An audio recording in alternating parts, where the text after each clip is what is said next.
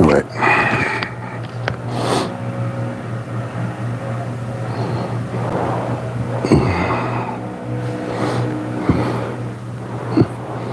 Damn light over here or something. Oh, this white light I got behind me. All right, let's see if we got any active participants today.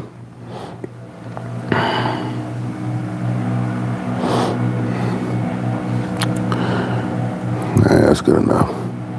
All right, good morning. This is Sports for Real with Coach Hall. Just doing a little follow-up broadcasting on what I did yesterday. As you know, those that follow me, I did a post yesterday about how sports can curtail the violence happening in our neighborhoods. Most of the violence is occurring by young folks who are pretty much off the beaten path. In other words, they're not really focused on anything, and they got hooked into the wrong things. And the wrong things have led these people to get into things that cause problems for everybody else. When I was growing up, this was primarily a big city thing, because in my little area, in towns like mine, you had a problem with somebody, you fought it out. Draw a big crowd, everybody likes to see a couple of people get hit in the mouth, but it's respect on both sides, and there's none of that get back, unless you did something worthy of, we got to take care of you. Once the fight was over with, that was pretty much it. You did what you had to do. And afterwards, you respected your opponent. You still might not like him, but the fighting, that's over with. Nowadays, these kids, they get in an argument with somebody or a disagreement, they feel so disrespected based on what they see on TV, and that has been ingrained in society, and they want to go and grab the pistol. And something small that could have been handled with a conversation or 1 minute fight turns into something that lasts a lifetime, either with the people who were involved or the people that were extinguished. So the other night, I don't know what the circumstances were, but 3 people got shot and 2 people died. Like I said before, Purple Wolverine says, "Hi, how you doing?" Like I said before, because of the towns are so small, either you know the people who got killed, or you gonna have an idea about who these people are. All right, Ricky Rick's trying to get me off track here with Lamar for MVP. Lamar's having a good season, but at the same time, the question with him is, can he throw the football when it counts the most? I haven't seen it, and I've lost confidence in the fact that I'm ever going to see him do it. So he can rip and run during the regular season and get all the yardage and the MVP consideration he wants. But the point is, can you throw it when it counts the most? He hasn't shown me he can do that. So congratulations on being considered for MVP, Mr. Jackson, but I'm not impressed anymore. What I was talking about was the shooting. And like I said, I didn't know the people involved, but I wouldn't know just based on the, yeah, I got respect for him, but you just have him throw the football and we'll be all right. Jackson be all right with me. Not impressed. It's crazy. I didn't say I wasn't impressed with his talent. The kid's a good talent. I just want the kid to throw the football and count the most, that's all. So I respect him. I respect all of them. They made the pros. They're doing well, and it doesn't matter what I say. But I see what's going on, and I'm not pulling any punches, and I'm not slapping the guy on the back when I know that he needs to improve if he wants to win a championship. No, you're all right, man.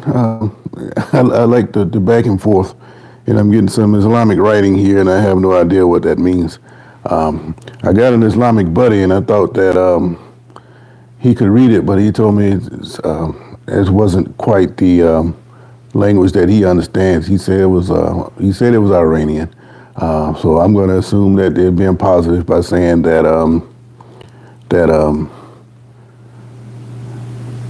it was something positive. No, Ricky Ricks, this is a sports show. I'm tired of the violence, what's going on in my hometown. I put the link in the chat. They had a couple young people get killed the other day, and most of that stuff is senseless. I don't know how old you are, but back in the day we used to just fight it out and be over with. But now these kids, they want to shoot up the whole block, and when you find out why they're shooting up the whole block, it really don't make sense because it's something nonsensical. But my point that I was going to build to was how is it that sports can reduce this violence? We had sports programs that now these kids have to pay for, and if you don't have the money to get involved with sports, then that's going to lead you astray into other things. And it don't take much to get sidetracked nowadays. And when you get sidetracked, it can lead to terrible consequences. So anytime you want to ask me a sports question, let's rap on it, man. I just started out because most of the time I don't have anybody asking questions as soon as I get started. I just actually happen to come on. But yeah, come on with it, man. Subscribe and hit me up. Maybe we can do it one-on-one one day. But like I was saying, I knew the families of these people, and one guy name was Gilliard, and the other one was a McKinnon. The two guys that got killed. One was 17, and the other was 23. And those two names, I do know that there are some relations in my town with Gilliards and McKinnons. So I'm sure those two guys were related. The third fellow, I'm not sure about him, but he's in critical condition, and that's not. It don't sound very good. So I'm hoping that the kid pulls through. But I really like to know why all this went down. But at heart, I really don't want to know because I know it's going to be something silly. But I gave the school district a hard time about some of the problems facing my community. I'll back off that somewhat because when I think about it, when we were in school, we used to have little parties and stuff and get together. Used to be a whole bunch of people hanging out. And hell, that could have been anybody getting shot. That could have been me. My brother, he was close by. So I found out about it. I picked up the phone. I appreciate it. I picked up the phone and he picked up, and because I know he probably had been up there, and he just happened to have left to go do something. And when he left, that's when it all went down. So, you never know what could happen, man. But the school district itself, they do a real good job of putting kids in bad situations. When you think that they're supposed to be educating your kids, a lot of times they push them out there. And a lot of times these kids, they'll go to school just to play sports. And then you find a way to ruin the pipeline to that. We had a pretty good basketball program, but the athletic director decides he wants to put his friend in there because his friend works for the school district. So the idea behind that is he wants everybody that works at the school to be coaches. Well, that doesn't happen anymore like it did 30 years ago. Every school out there is struggling to find coaches. And if you're going to depend on the teachers to do it, you're not going to have very many sports programs because the average teacher nowadays is not interested in that. I know this personally from this guy. He tried to get me to come to that school to be the track coach, but he wanted me to be the football coach with the promise of being the track coach. In other words, he's going to lure me and think I was silly enough to come to coach football with the idea that I was going to coach track without no promise of it. He thought I was stupid, and I called him out on it. And this is the kind of games that they play down there. When I wanted to be the track coach, they wouldn't give it to me. They kept dangling it and pulling it back. So I said, the hell with it. You can keep your track program. But, they had a good basketball program pretty good. They had been to the Final Four in state and 3 in the last 8-year period. And they had a good system in place. But when they removed the basketball coach for no other reason other than to put his friend in there, now the program was going down. So those same guys that they were pulling in to play basketball to get them off the streets, now they're being exposed to the streets again because now you don't have anybody that can direct them. But they don't care because his friend is taken care of. They're close to retirement. They don't care. So it's up to the parent. You better take care of your own kid, man. And until It's just a place that nobody really wants their kid to go to right now. It's a really big town, big enough that you can have a standalone high school, but they've reduced all those now to 7th through 12th grade. And you got a bunch of 7th graders out there with seniors, and that's never a good combination, in my opinion. You can keep them separated for the most part, but you can't always keep the kids separated. And I've heard there have been problems, and the idea of it is just kind of crazy to me. So I hope they hurry up and get that stuff straightened out down there. But as of now, I don't want nothing to do with them. But it's one of the contributing factors as why you have so many kids out on the streets, because they're not doing the kids right in the school system. And it's leading to the stuff that we see. But the sports themselves, if you bring back the city league programs and get these kids started at an early age and give them something to focus on other than what they see on TV and whatever they may come across on their YouTube or whatever they're watching, then they give them some other focus. But like I said, being a baseball coach in high school, I got kids coming to me who are talking about they want to play high school baseball, but they don't have any baseball experience. Primarily because they didn't play travel ball where they had to pay. Well, I look back, if I had to pay for travel ball, I wouldn't be able to play either. Not because it couldn't have been afforded. It's just, why do I need to pay for something that you can go out in the yard and play for free? And I kind of agree with that. But that's not the way it is. So the best of the travel ball players, they go to competitive schools, and private schools and, public schools tend to get left behind on something like that. So here I am, supposed to be coaching varsity when I got pretty much a middle school team. I can't get anybody to get it across the plate. I can't get anybody to catch a fly ball. I mean, the bad news bears 2024 is what we were. But luckily for us, we were young. I did teach them something. Now we're able to play some defense. And my pitcher, I had an ace. I did have one guy that could play with travel ball experience. He decides to transfer right after Thanksgiving, so now I don't have a pitcher. So I got everything else in place. All I got to do now is get me somebody to get it across the plate, and we would be competitive. But this is just the things that take place that all contributes to violence in the community when you don't have anything for your kids to do. All the money that they spend in city programs, they can direct more to sports programs where kids don't have to go spend money on travel ball programs just to be allowed to play. I referenced yesterday here in Jacksonville, this is like Park City here. They got well over 100 parks in Jacksonville, and at least 75% of them have ball fields. But when you ride by during baseball season, think you're going to see some games at night, 5:30 in the afternoon, something like that, there's nobody there. Why not? And they're steady upgrading the fields, but nobody's using them. So if you're going to spend money to upgrade the fields, why not create some free programs to get kids more involved in baseball? It doesn't make sense to me. Well, where are all the kids? Well, they're playing video games. They're playing shoot 'em up video games. So they condition in their mind to shoot, shoot, shoot. So when they have a disagreement, that's what you see on the streets. Shooting.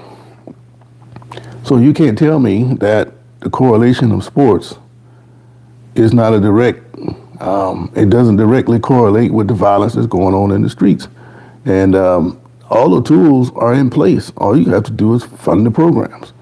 But if you expect the parents to have to pay for everything, then you're going to get just what you get. The people with a little extra money is going to pay to have their kids play, and the rest of them are just going to be out on their own. And that's just the way it is. But hopefully things will work out. But yeah, in that thumbnail I put on there, that's from the pictures I actually took as I was in town that night, and I rode by and took pictures on the way through, coming back toward Jacksonville. But there's a link in the chat if you want to read a little bit more about it. At first they didn't have identity of the people, but now they have identified the 3 people who were shot. And the daily news, they've got bullet holes all over the place. And all that's in the little article I sent. So if you're interested in that, follow that link. But I just had to follow up on the story. about what's going on in the hometown. And when I was coming up, we didn't have those kind of issues. If there was a problem with somebody, we just fought it out, and that's the end of it. You know, you might lose a fight, your pride might be hurt a little bit, but nobody's going to jail and nobody's going to this graveyard. So I long for those times where you can just fight it out and get it over with. But going back to the sports, you make a great point. I don't think sports is about winning. Quite sure you meant to work. You meant the world to one of those kids. You gave them something to look forward to. Well, it's not about winning, but you don't want to get out there and get embarrassed either. I was just speaking on how everything is contributing. You know, I think, you know, why put more money into the fields if you can't get anybody to come out there and play? You're just going to have a nice, beautiful park with some beautiful fields, and nobody's playing. What is the point? If they allocate some of that money toward programs where you have free city league like what we had, then you get people out there. And then the next time around when you fund, then you can upgrade the fields even more. So now you have more participation on better fields. But they're doing it backwards. They're improving the fields before they get the participation. So I don't know. I hope that all works out. But yeah, I want to win just like everybody else. I also tie that into high school football. I don't know where you are, Mr. Ricks, but down here in Florida, you know, it's kind of like college football in a way. If they have space available in their school districts, if they have seats available and you apply, they can't turn you away. But that was supposed to be for academics. People are using that for athletics. So let me tell you how dumb it is. Jacksonville got, what, 17, 18 public high schools around here? I can go to the first school and play football. They might be known for football. Then after that season over with, I can go play school 3 as a basketball power. Then after that's over with, school 13 is a track power. I can go transfer over there. And then at the end of the year, I can go back to school number 2 and graduate. All in the same year. The only thing that can stop me from doing that is some athletic director say, you weren't here when trials started, so we're not going to allow you to play. But that is not normally the case, because a lot of these schools have emissaries of sorts, and you go do a little backhanded recruiting, and they get the players to call their buddies at school 13 and say, come on over here and play with us. And then they all gang together and they win the championship and say, look how great we were. But what you really have is an all-star team. Kids ain't learned anything except for gang up with somebody else to go win. But it does them no good, because they think just because they're on a winning team, they're going to automatically get a scholarship. That's not the case at all. You could be on a team in high school that never wins a game. You can go 0-40. But if you 6'7", 315 on the offensive line, you go in Division I. It doesn't matter about what your record is. All you got to do is have the grades. And I preach to these kids now to try to motivate them that college is now the new professional sports. Look at all the money they're making in college now. You don't have to make the pros. You can language in college, some of them 6-7 years now. I don't know how they're able to do that, but they got 6-7 years. Take Deion Sanders' son. The man's been a 4-year starter, and he's telling me that he can still come back next year to play. He's not going to do it because he's in position to go to the pros, but that hadn't stopped Deion from threatening, well, we don't get what we want, we'll just come back to college. I don't think he's going to do that, and wouldn't make none of them look good if they tried to pull that. But the idea of it all, if you're good enough and you get the right program, you can make millions of dollars just in college. And that's what these guys are doing right now. Then you bring in a guy in North Carolina like Bill Belichick, and it's going to open even more doors for you. So if what North Carolina is thinking, they're going to try to put a stop to all this moving around when you hire a guy like Bill Belichick. Because if he's got all these connections, what sense would it be for a guy to sign with Belichick for 1 year and then go transfer somewhere else? If he's got a pipeline to the pros. You know he's going to run a pro system. You're going to make money. And then when it's time to go to the draft, you pretty much almost guaranteed to make it because of the connections that he has. That is the message that he's trying to put out there. But I don't know if these kids are slick enough to figure that out. Because what they're trying to do is go to the one with the highest bid. That's why you have guys that played for the Florida Gators and go transfer to the Georgia Bulldogs. They claim it's about money, about winning, but is it really? You're trying to get the best deal. None of these kids care about that stuff that we cared about. So it's kind of silly when you look up into the stands and these guys are arguing about my school is better than your school and you know, almost break out into blows. And the people that they're arguing about don't even care about the schools themselves. So it doesn't make a lot of sense. Rick says a lot of kids that play where the discipline, repetition, and accountability will help them when they go get a job or start a business.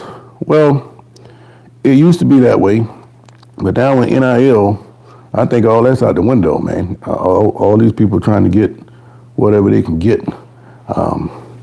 They're not sticking with that one coach. They may sign directly out of high school, being recruited by one guy, and he gets fired or move on somewhere else, and they'll transfer schools and follow him. You still have some of that going on, but for the most part, they're trying to get what they can get. Because if you know what this NCAA house versus house ruling, schools have to keep a pot of at least $20 million now to pay these players, and that's going to be divided up. Now Georgia coach Kirby Smart say that the way they've been able to manage the NIL is that whatever you get and whatever I get, we all put it into the same pot, and then we divide it up. That is a great idea if you can get away with it. But if I got a deal for $5 million, why should I put my deal into a pot with a guy with $500,000? I just lost $4.5 million. And I don't see that happening. So I'd like to know how he's getting away with that. Because if he is forcing these kids to do that, then that's going to turn into some kind of lawsuit somewhere down the line.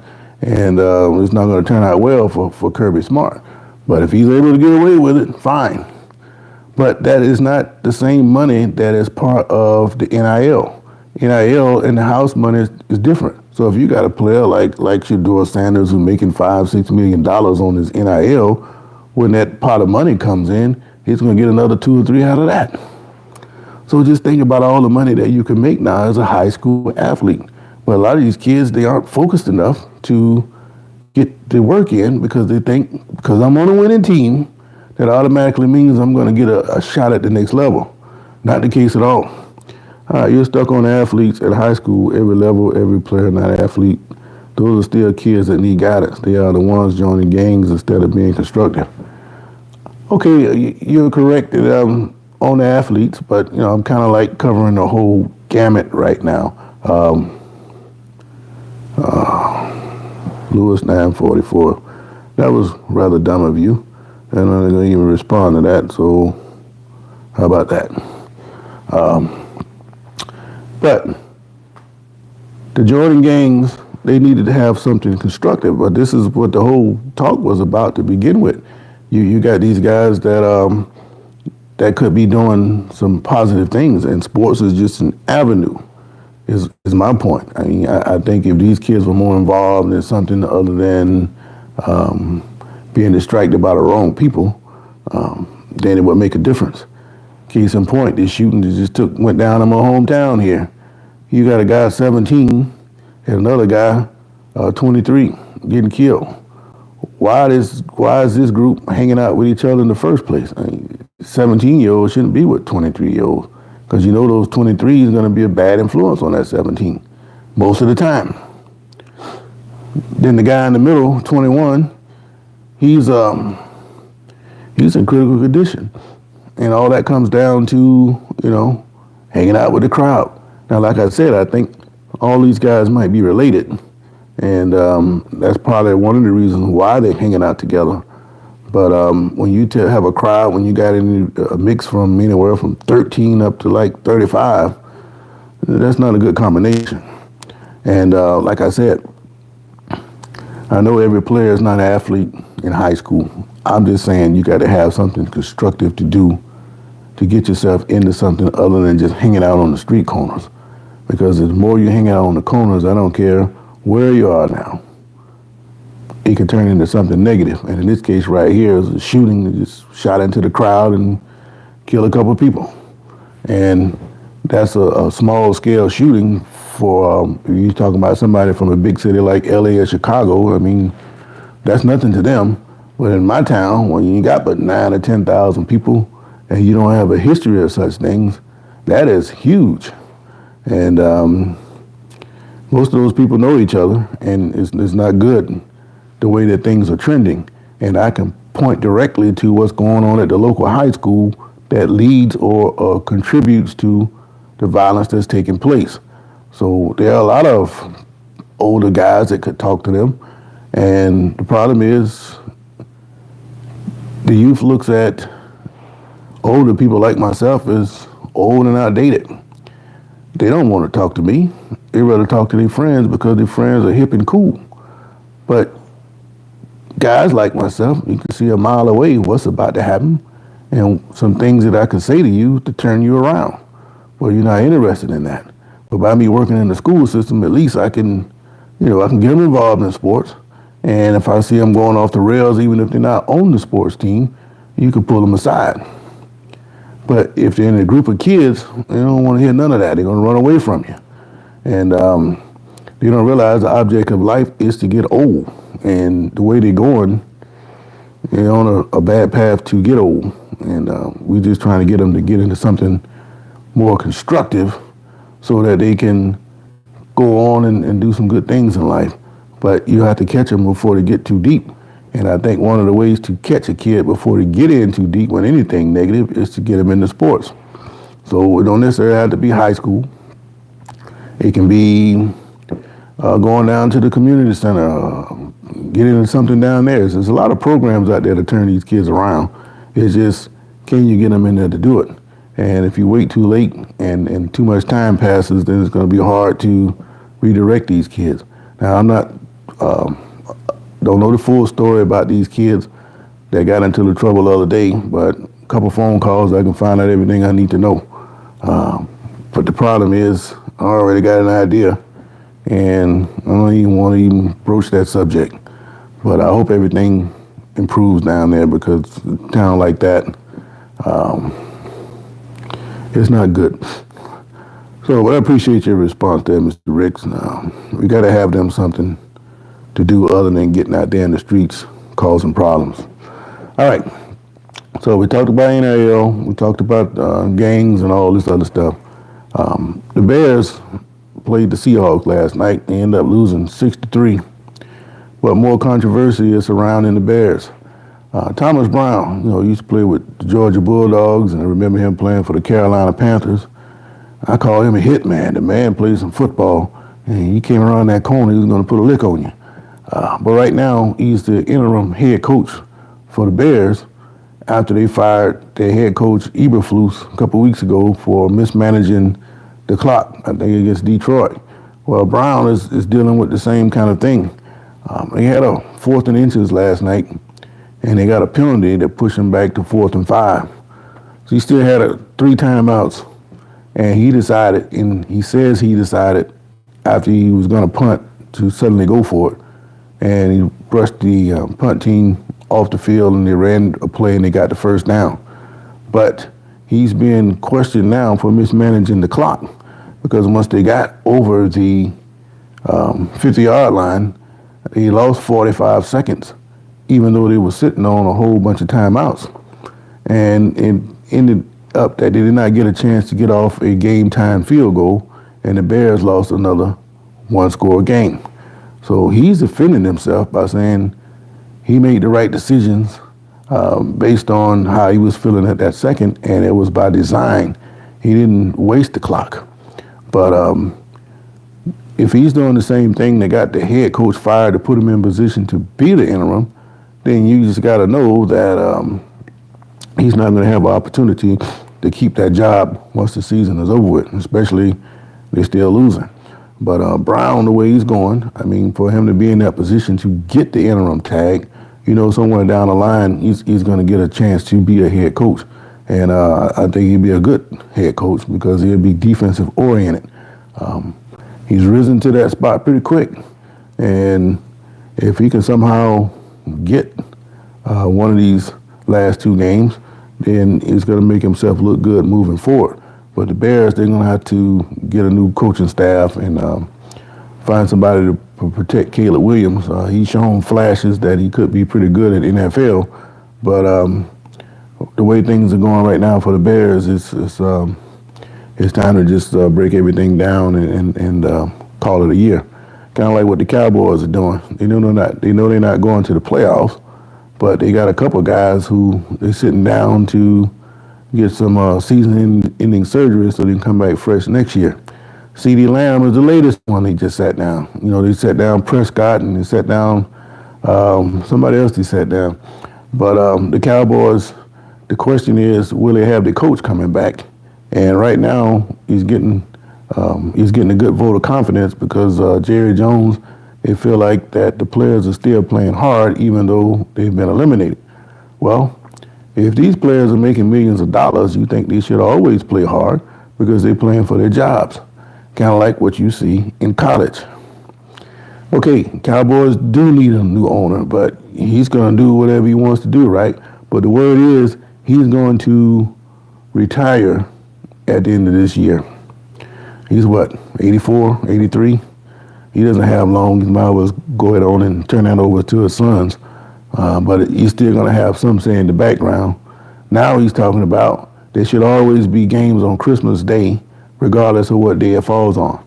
Now here it is Wednesday, and the league is forcing teams to get off their normal preparation schedule just so they can fit the calendar. You take Pittsburgh and Baltimore, both of them had to play on Saturday. At least they pushed them back a day just so they can come back and play on Thursday. So now, how is that going to affect their preparation moving forward? These guys have a set way of doing things, and now for your game to play out in the middle of the week, you got a whole week and a half to get ready for your last game. But a lot of people have been saying that for a long time. Jerry Jones needs to sit down, but no coach is safe as long as he's around. He had Jimmy Johnson build that team up, and because he wanted to take the credit for it, he'd rather just get rid of a championship coach, and that's okay with him because he's the owner, and he feels like if they did it with the same blueprint that him and Johnson did it with, then they can do it with anybody. Well, that's proven to be not correct. They ain't even been to a Super Bowl since Jimmy Johnson's gone, and I don't think they're going to go back to the Super Bowl as long as Jerry Jones is in the way. Christmas football is great if it falls on a Thursday or Saturday or Sunday. But, you're trying to manufacture. Basically what they're trying to do is get football 7 days a week. And it's great if everything works out, but you got to look at it from the athlete's perspective. These guys aren't machines, and it's already the toughest sport out there. I think you should leave these guys on a routine so they don't get hurt. So I don't know if you're aware of this, Mr. Ricks, but what they're talking about doing, they're going to add an 18th game, and they're going to give them a second bye week. So I remember when I first started watching NFL, the Super Bowl was the second week in January. What we on now, the second week of February? If they keep going, they're going to be playing the Super Bowl in March. So we're going to have football year round now? Is that too much football? I think that's far too much football, and I'm the biggest football head that you can find. But I don't want to see it all year long, not the NFL. These guys got to rest and recover at some point. Otherwise, the product on the field is going to diminish. And they hadn't said anything about adding teams lately, but every day of the week, it kind of diminishes. This is not baseball. I don't want to see NFL, 3 days a week is enough.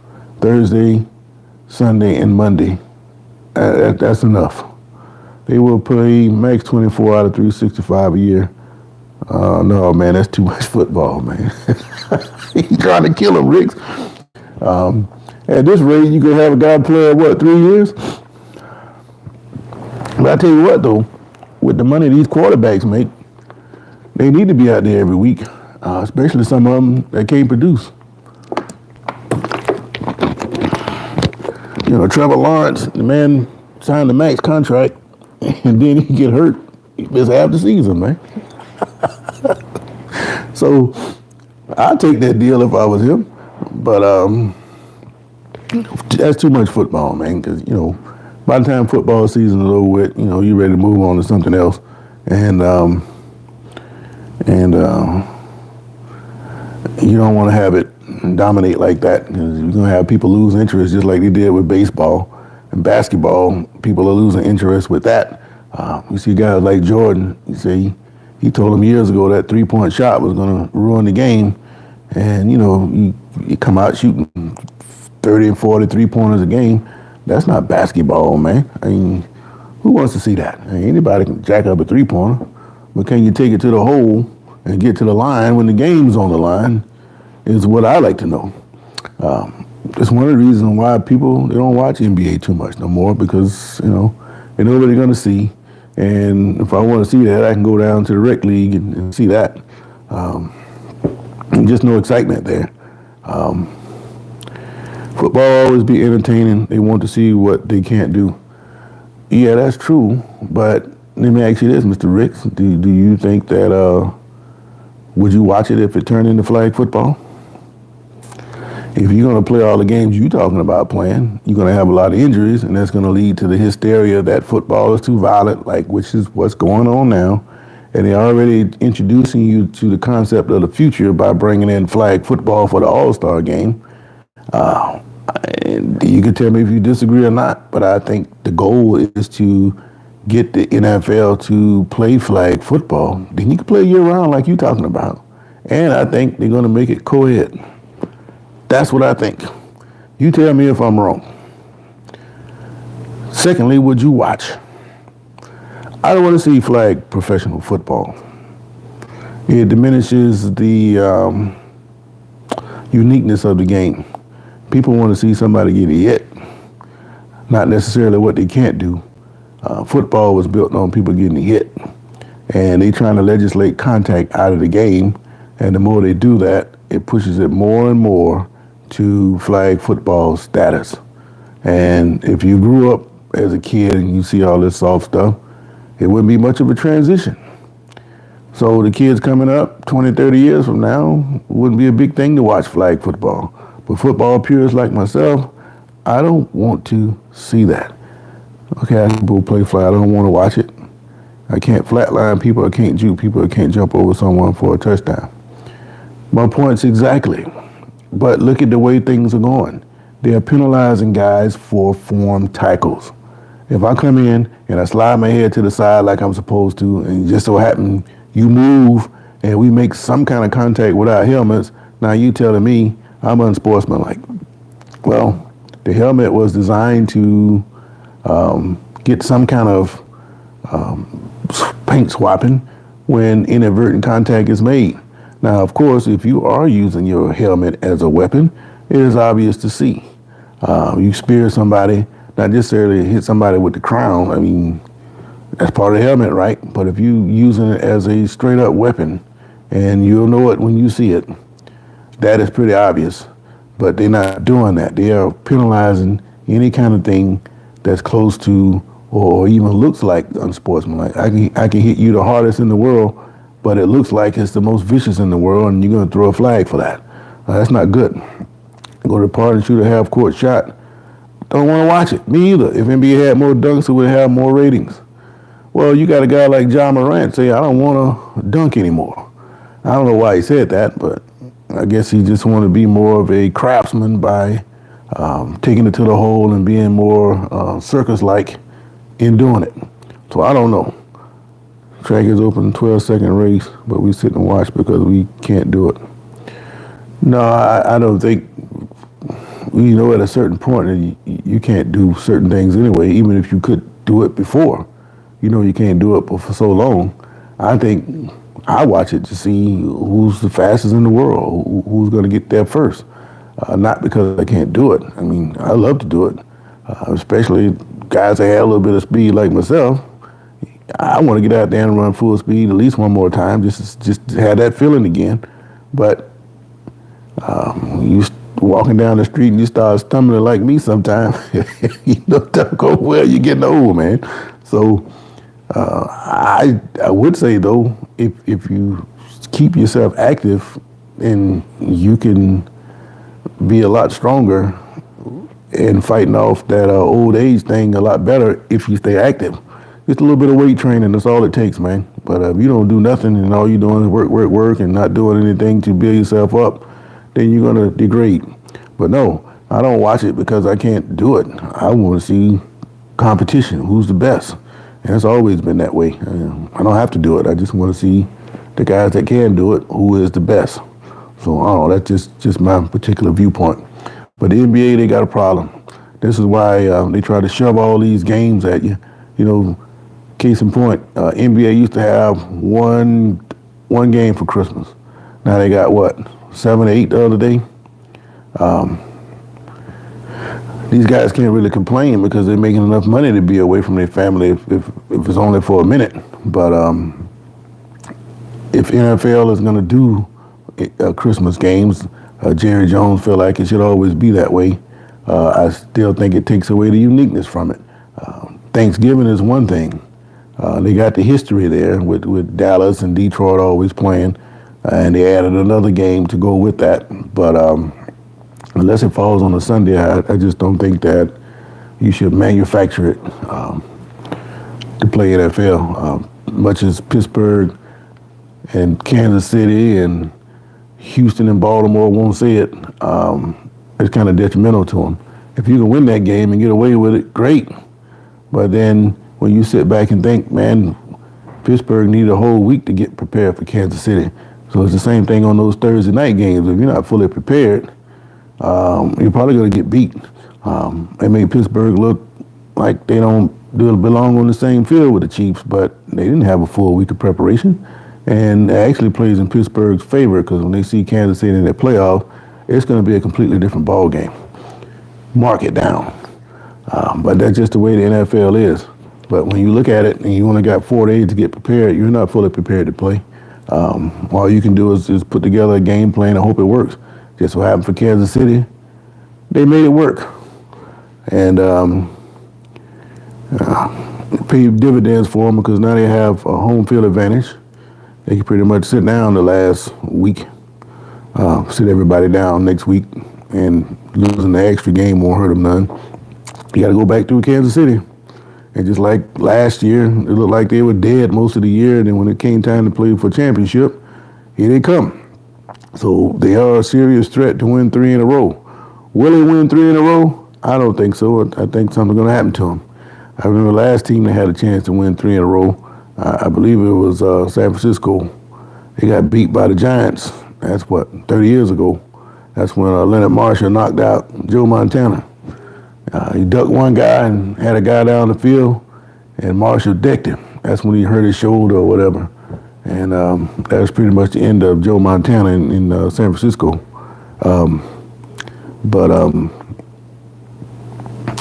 Chiefs, something going to happen to him. That rabbit's foot they've been walking around with, it's going to get lost.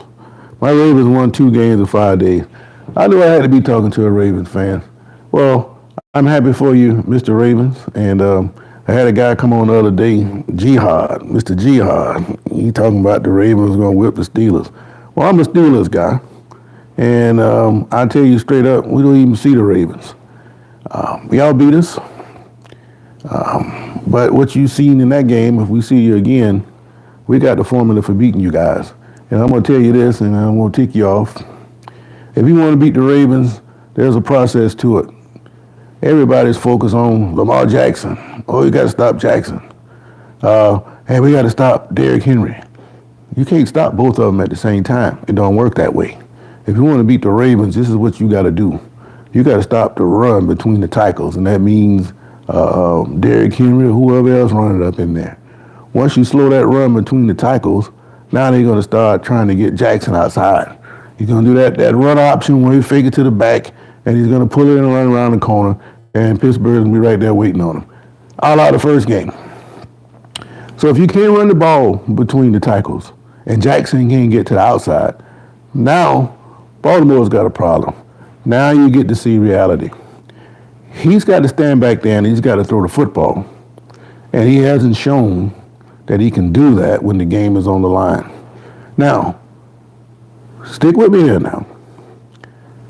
If they're able to run the football, that makes his job a whole lot easier. He's actually said that. It makes his job easier when Henry is able to run the football. So if Henry is getting big chunks of yardage, that opens up everything for Baltimore. But if you take that away, and now it becomes on him to try to run first. If he can't get to the outside and get loose, he's got to stay in that pocket. That's when things get interesting. He goes to pressing, and he goes to thinking too much. Go back to the playoff game when they lost to the Chiefs last year. There were opportunities for him to run late in the game, but he's pressing, trying to get it down the field so much that he missed the obvious 10, 15-yard run because he's trying to get it down the field. If the kid just relax and let the game come to him, it will make a big difference. But once you stop that run and he can't get outside, it gets very interesting. Yeah, you can say last year was this and it was that. I'm saying the same thing this year. A couple of weeks ago when they played Pittsburgh, you saw it. And you had the audacity to try to run on a 2-point play against Pittsburgh, who see Baltimore twice a year every year, sometimes 3 times. Now you think we don't know what you're going to do. When you have any football team out there, I don't care what level it is, if somebody like myself out there watching, oh, that's what you're doing, huh? Okay. So I go and start drawing up a game plan for this. And then I see you do something else. I draw up a game plan for that.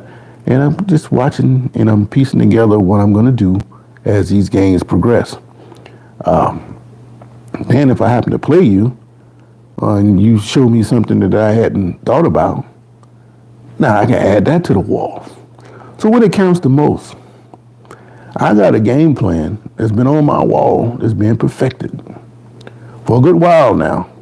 So when I run across this particular team in the playoffs, when it counts the most, I'm going to be thoroughly prepared for them. And guys like Steve Spagnuolo, this is the kind of things that they do. So adding Henry to the Ravens was a great pickup. Henry looked like he's made of steel. And after seeing what he did in high school, all those carries he had, and he went to Alabama and got all those carries he had with the Titans. The man is like built out of steel. He's got this diet where, he maintains himself and it's working for him. He still looks like he can play another 4 or 5 years. And because of that, the Ravens are a serious threat. But the first thing that has to take place, if you're going to beat Baltimore, you got to stop that run up the middle. If you can stop that run, that changes things.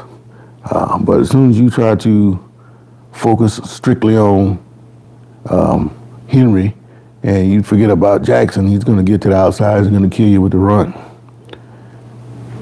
You forget about Henry and you start focusing on Jackson, and he's going to kill you with a big run. You can almost feel it when it's coming. But you got to stop that run between the tackles. And once you stop that run between the tackles, the whole dynamic changed for the Ravens. You say big if? Well, ain't no big if. I'm a football guy. You don't have to believe me. Look at all the games they lost. Now, one thing I would say about the Ravens, they seem to be playing better on defense. And it looked so good early in the year for the Ravens. I give them the credit. They're a threat. But can you go into Kansas City is what I want to know.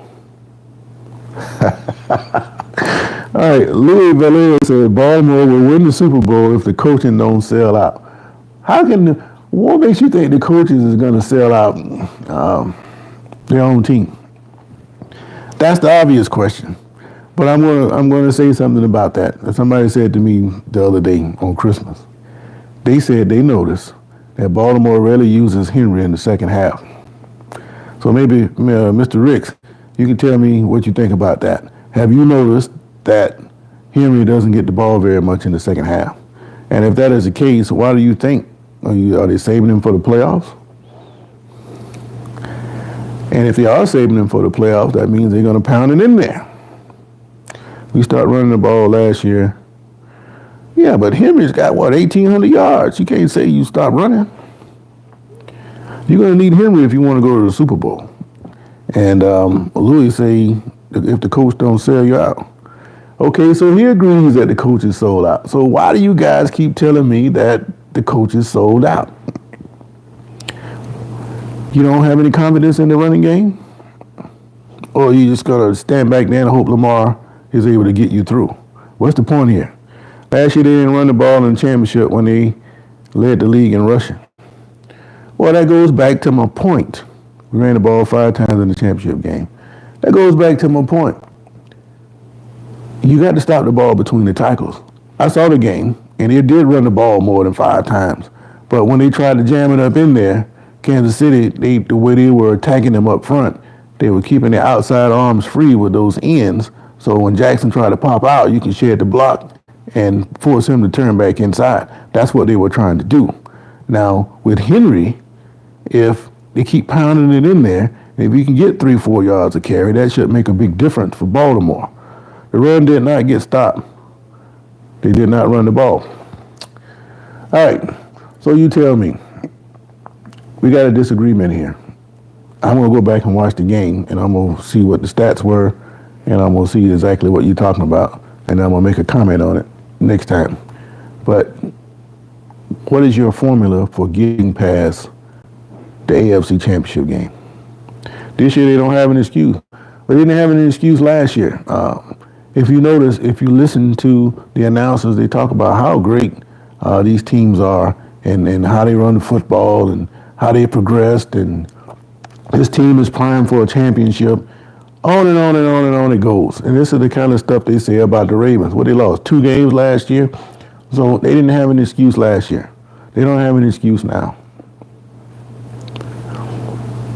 They got a 2-year window because I think Henry, as great as he's been, I worry that he's going to be like Sean Alexander. Sean Alexander was running the air out the ball, and then all of a sudden he woke up, he couldn't do it no more. He couldn't do it no more because of all the carries he's had. That's Henry. That's my only fear about Henry is he's going to just wake up one day and just can't do it no more. He is 30, and it looks like he can play another 4 or 5 years, but, Father Time got other plans. He might just wake up one day and can't do it no more. Gus had 3 carries, Justice Hill had 2, Zay had 2 carries and 2 catches. Well, I think Flowers, he kind of got a bad break in the championship game. They did hit him a couple times, and he did fumble going into the end zone. That was a great play by the defense. You can't really fault the guy for trying to win. He was playing hard. I just think that Kansas City has got Baltimore's number, and you're going to have to run the football and control the clock and keep Mahomes on the bench and score. So if it's what you're saying, they only had 5 carries, then that's not going to get it. Henry's got to have at least 25. And if he's able to get 25 carries and he's getting 3-4 yards a pop, 150 yards or more, then Baltimore is going to be almost hard to beat. But even if they get through to the Super Bowl, ain't no guarantees because there's some rugged teams on the other side over there, man. The Eagles, the Lions, any one of them 2 teams can eat Baltimore for breakfast, eat that running game. But I just don't recall the Ravens having so few carries in that game last year. What I did see was them trying to jam it up in there, and Kansas City wasn't having it. And then that's the first step to beat the Ravens. Then Lamar is going to pull it out and try to hit the corner. They wasn't having that. So the only thing that was left was him to throw the football and beat him down the field. And I think that as the game goes on and he's not getting that running game going, he starts to press a little bit. And even when he has an opportunity to run, he wasn't doing that. And I think it came back to bite him in the end. Say we lost by 1 possession, only 5 rushing attempts by your backs in the AFC Championship game. Okay, well, if that's true, then, they're not being consistent with their approach. You can't run the football all year long and then get to the championship level and try to be something that you're not. And if that's true, then I guess you could say that the Ravens sold themselves out. I think that's on the head coach because you're supposed to be on top of that kind of stuff. And you're supposed to be monitoring your team to make sure you stand on track.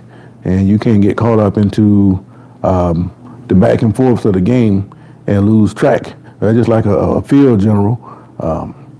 You're supposed to be shooting artilleries, but then you want to run over there and try to use your infantry when you don't have to. And you get suckered out in the middle of the field somewhere, and all of you get mowed down. And all you had to do is keep on shooting your artillery, and eventually you're gonna overrun these guys. All right, shout out from Puerto Rico. Keep the content. I'm a football fan. My team sucked this year. Stay blessed. You stay blessed yourself, man. But before you go, tell us who your team is, man. I already know you're probably gonna tell me the Cowboys. So what I'll do, we'll send a prayer out for you, man, because we all want the Cowboys to at least be competitive, so we can have somebody to dislike. I only like the Cowboys when they're winning. The Bears, well, we were talking about the Bears earlier. You going to keep Thomas Brown as the coach? Because he's burning the clock up just like everybody else. It don't look good for him. But I think the Bears, I think he's going to be all right. You got a decent quarterback. Okay, well, the next obvious thing is they're talking about Ben Johnson from Detroit. You want that guy? You can't get Belichick. He's gone now. So everybody's talking about Ben Johnson. They're talking about Ben Johnson here in Jacksonville. I don't think Ben Johnson's going to go anywhere. He's going to stay in Detroit just like he did last year when he had a chance to go. But, yeah, I think the Bears are going to be fine, man. But I appreciate you chiming in, Mr. Velez. Hit that like button on the way out, man. All right, take it easy, man. Sounds good with BJ. Yeah, Johnson will be all right, but I don't think he's going to be as great as everybody think he's going to be. But the coach for any team is out there. They just got to make sure that they do the due diligence, because there's a coach out there for every team that can turn them all around. It's just a matter of can you find him or not. Instead of picking the hot child of the week like a Ben Johnson, go behind the scenes and find your guy like Tomlin, man. All right, Velez, appreciate it, man. Yeah, but just to recap, I started out talking about how violence is a direct result of the failure of society to properly direct their youth. I'm speaking from a perspective of a small town, like where I came from. Back when I was 30 years ago, coming through the system, you had a problem with somebody, you got into a fight, you fought it out, and that was it. Bears look like they were turning the corner a year or two ago. Well, with free agency, anything can turn on a dime. So just like the Bears might be struggling now, they can be 12-4 this time next year. I mean, it goes back and forth. Man. You know how Chicago is, especially when they had a guy like Lovie Smith. They'll struggle a year, and they're struggling next year, and then next year they come out, they got one of the best teams in the league. Now you got to beat the Bears. It's going to be the same thing with what they're going through now. Alex Iman says, breed. What's that mean? But when you got into a fight as a kid, that was the end of it. Now they want to come back and they want to start shooting. And then you find out the reason why they're fighting. And it's sad because it's something really, really silly. But you can't reset life like you can a video game. You know, somebody gets killed, they ain't coming back. You get 40 years in prison, you gone. Won't see you for 40 years. I might not never see you no more. So I think the way to curb all this stuff is to bring back those city programs and get as many kids involved in these city sports leagues as possible. When I came up, it didn't cost us a dime. We had all the sports, 3 sports, baseball, football, and basketball. Didn't cost us a dime. Everybody played, everybody learned skills, and they stayed out of trouble because they had something to do. But now these kids, if you have to pay and your family can't afford to pay, then you left on the outside and you're going to start getting into other things. And it's so easy nowadays to get into the wrong thing, and that is what's happening. So sports is a way to reduce all the violence that you see taking place in our society. That Urlacher, Lance Briggs, Peanut Tillman, Lovey team was super solid. Well, again, you have to get the right team in there to pick the right players. I think the head coach should have a lot to say about the kind of players he wants to coach. But at the same time, if you're a really good coach, you got to adapt to the players that you have in the system. I'm in high school coaching myself, and I see a lot of coaches, they trying to do the same thing everybody else does. If this school down the street here got a quarterback that can run, they got a receiver or two they can throw it to, and they got a back that they can hand it to for the zone read, fine. Run that offense. Well, if you don't have half those things everybody else has, you're going to try to run the same thing everybody else is running because that's what's popular now. That's not going to work. There are some coaches out there that are still slick enough to run, and I don't like the wing tee a whole lot, but if your school doesn't produce but a certain kind of player and the wing tee fits what you can do, what it does, it allows you to run the football, control the clock, and stay in ball games. But if you take that same team that's running a wing tee with that kind of personnel, if he try to stand up and go 4 wide and run zone read and everything else, he can get a running clock put on him. Difference in philosophy is you have to use whatever you got to stay competitive. And a team with wing tee personnel will stay competitive a lot longer than some team that's trying to run a spread offense with no personnel. He's going to get a running clock put on him real quick. And this is what you see in high school football. Monkey see, monkey do. All these guys are just alike. But if you take a guy with an outside point of view like myself, and by the way, I am up for a high school coaching position, and if I get that, I have been developing what I think is the offense of the future. I've been seeing bits and pieces of people thinking along the same lines, but not on a mass scale. And I haven't seen them come up with the key to what I think is going to be the offense of the future. And I'm not getting excited about it, but I've already started putting together a staff and, behind the scenes. So if it works out, it's going to be great. I have opportunity to turn a team around. I hadn't won but a game or two in the last couple of years, and it's going to be exciting to do so. And unlike all these other people, people run 4-5 wide, empty backfield with no personnel. And get this, no offensive line. They don't have any clue about pass blocking, but you're going to go empty backfield and expect to stand back there and protect with a quarterback that can't run, man. So just imagine, I know you're a Jackson fan, just imagine Lamar Jackson playing against the Chiefs with University of Maryland offensive line, and they can't pass block. What chance does he have? This is the kind of stuff you see in high school football. There's some real dummies out there. But they got the job, so you got to give them some credit. But me, like I say, I'm developing the offense of the future. And I'm excited about the prospect of turning the program around. And the beauty of it is, unlike all these other people who are recruiting and doing all those things, I refuse to do that. I want to win with what's on campus.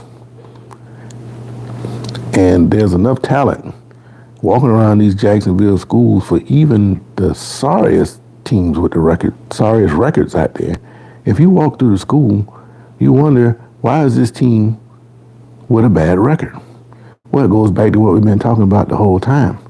Some of these guys that look like the superstar football players, they're not even on the team. They don't have an interest because they didn't grow up playing it. So you have to try to get them out there.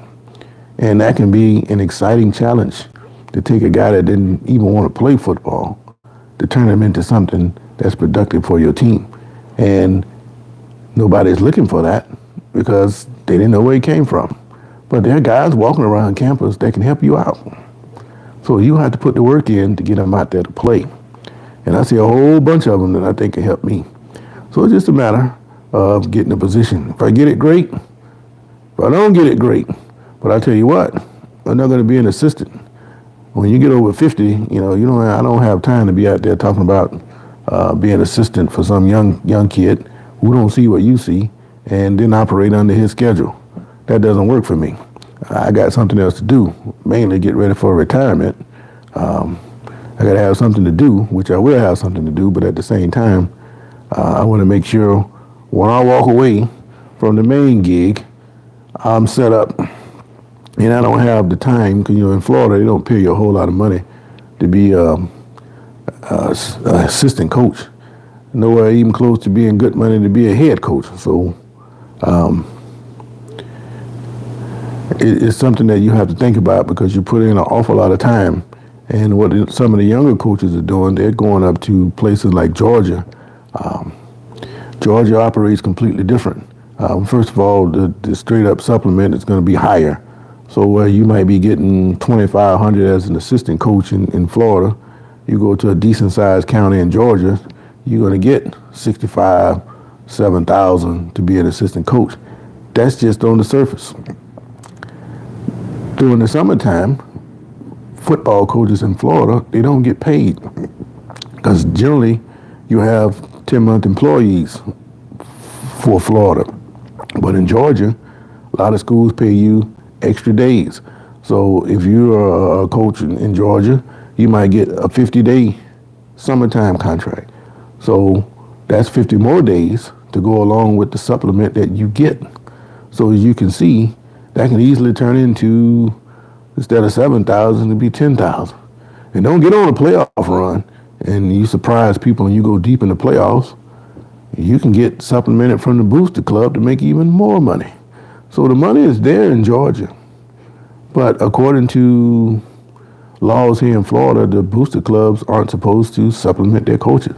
So it's hard to keep a coach, which goes back to what I was saying before about the athletic director wanting their friends in there, because they want the coaches on campus to do all the coaching.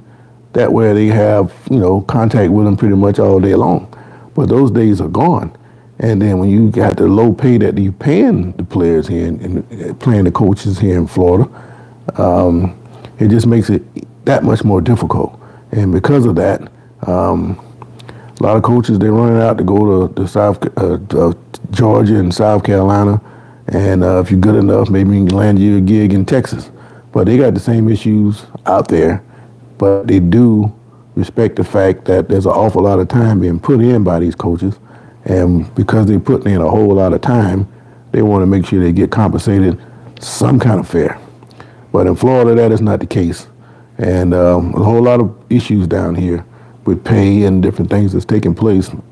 And now that you have the availability of the players to get NIL deals, you're putting the coaches in position where that player that you're supposed to be guiding and leading toward a better future, he's making more money than you. And you know how these kids are. The first time they get hot with you, they're going to throw that up in your face. And that's not going to go very well. It wouldn't go very well with me. And I'm mild-mannered. And it's just, the whole system is just going to implode from within if they keep making these changes to the system. Least they can do is pay the coaches better than what they do. And that would alleviate a lot of potential problems. With the teaching shortage, that means you got a coaching shortage. It's just problematic across the board. So hopefully they can get all that ironed out. But in the meantime, I did the high school basketball game yesterday. I tried to go live, but sometimes when I get certain places, the signals are bad because of the type of roof materials that they put on these gyms. And come to find out, it'd been a great game to go live. Team I was watching, we trailed by 3 with 12 seconds left. The other team had 4 timeouts, and I say not 4 timeouts, but 4 fouls. And that's important because you know how you used to get 7 fouls to get the one-on-one, the 1-for-1? They got rid of that. So when you get 5 fouls, it's automatically 2 shots now. So when you got 12 seconds, you down by 3, you know you're going to be able to get a 3-point shot off because the other team can't foul you. Well, if you're going to foul right away, burn like 3-4 seconds off the clock. That way, that makes it even tighter for the team trying to tie the game up. But the other team didn't do that. It came down, and the guy that's been struggling all game, mishandling the ball, just making all kind of mistakes, he ended up with the ball. I said, oh, Lord, he's about to throw another one away. Caught the ball without even thinking about it, fired up a three, hit a shot with 2 seconds left, man. That was great. Sent it in overtime, and we came back and won it. But they hadn't been together for like 3-4 days, and that's a whole lot of time for basketball teams to not be doing anything. And I think it took them a while to get going, and I think they were a little rusty. They should play a lot better today in the semifinal round. They got a good chance to make it to the championship round. They've been playing a lot better ball, and it's exciting because I like to get to the state playoffs. If I'm up by 3, I'm fouling. Well, I would have fouled, and that would have put you on the line, and it's kind of a risk because if you make the first shot, I might miss the second one on purpose just to try to get a rebound because you did have the height advantage on the other team. But the way that game was going, it was almost written that somebody was going to hit the shot. I thought the other guy was going to take the 3-point, but he never got a look. As it worked out, the guy hit the shot, but most of the time what will happen, most high school teams are going to let you play that out. But if you're thinking about it, I would have had them come and foul right about half court, and that would have took about 6 seconds off the clock, and that would have made a difference. But the average high school, they won't do that. But I don't like that 5-foul rule. I still think you should be able to do the one-on-one and make one, you get another shot. But they're trying to make it all easy. But 5 fouls, that's too soon. Maybe you should bump it up to 6. Now, if they definitely had a foul to give, I would have fouled them twice, then sent them to the line, and then won it that way. But the other team wasn't thinking along those lines. They thought they had an upset, and you almost got the upset, but it just wasn't in the cards for them. So, but that was interesting. So we're going to go back out there today, and for some reason, if I can find me a mobile hotspot, I'm going to film that and go live with it just to have a diversion for the kind of content that I have online here. But there's 4 games on today, 4 college games, with USC capping off against Texas A&M. Before that, you got Arkansas and Texas Tech, former big Southwest Conference rivals. And I forget the other 2 games right away. But it's going to be some pretty good football today. And that's going to lead us into some NFL tomorrow. And then before long, we're going to be right back around to the second round of the college football playoffs. So a lot of interesting things happening in sports. I'm excited about it. But I'm going to come back on later on, probably before the game, and talk a little bit more sports. But I just wanted to recap and give you an update as to what happened with that shooting that occurred in my hometown. 2 people got killed. One's in critical condition. And they have released the names, and I do know the families, but even though if I don't know those young people that got messed up. But hopefully things will ease up down there. But I just can't help but to think that more sports involvement, more sports interest will eliminate some of the problems, especially in my hometown, since I know it so well. Rick says, I'd rather force you to make a free throw and a rebound and miss free throw and go score again rather than chuck a lucky 3-pointer. Might foul you on that, turns into a 4-point play. Well, you got to be having a really bad day to give up a 4-point play. I think with the pressure on these kids, you probably would have the right strategy by having them try to make that foul shot right before the kid went to shoot that 3-pointer to tie the game. The other team missed 2 free throws. And the second one, it wasn't even close. I was calling for our coach, because I was filming the game. If they missed the shot, you got to get a rebound and make an immediate timeout. So I thought I was saying this on tape, and that's when he called, and he was telling them, if you get the ball, we're going to take a 30-second timeout. Well, that's eventually what happened. The guy was so short, we got a rebound, called a timeout, and that set up the reaction to come down the court. But we had 12.3 seconds, and just so happened the kid got up a shot with about 5 seconds. So as you fouled him right about half court, it would have been about 6 seconds, and that would have tied everything else up. Because the way they have it set up, they don't have a play designed to shoot a three-pointer. It all comes through the offense. I had to play, when I was coaching girls varsity basketball overload, I would run a guard from the top all the way around the baseline, setting picks to get them free and hit a shot from the corner. They don't have that play, but it worked out for them. And today it should be a little bit different than what it was yesterday. Get that little rust out and that Christmas hangover, and they should play a little bit better ball today. But Mr. Ricks and all the rest of you, I appreciate you guys chiming in with me today. I got to get on up here and try to do something. Got to go check in before the game this afternoon. Got a few things to run around to do. But I appreciate you. Respect you too.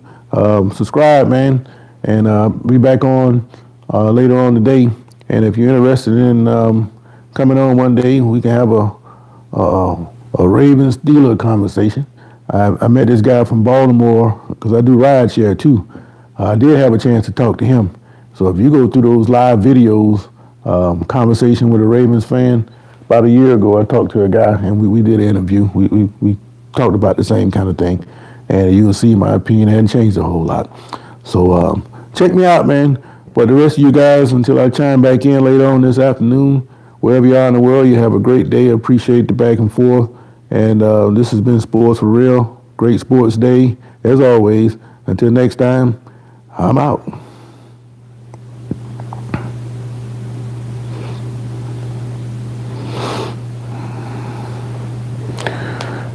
Let's break the record.